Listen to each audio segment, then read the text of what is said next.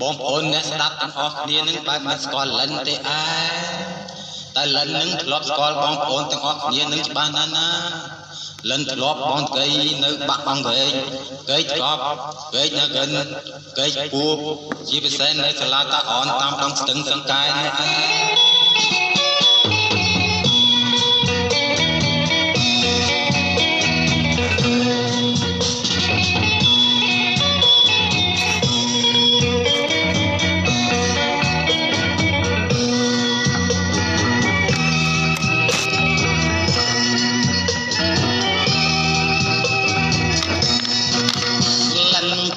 កម្មករនេសាទគូក្លិនមិនស្អាតក្លិនឆាបនៅជាប់ការលិនជាកម្មករនេសាទ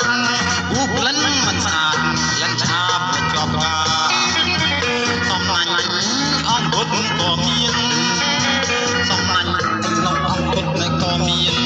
ចាប់កៃឲ្យបានបំកើក៏ជាជន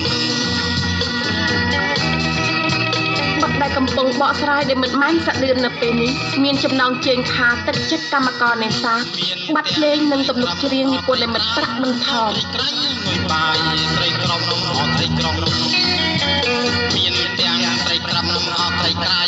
យ៉ាក់ត្រីក្រាញ់មួយបាយ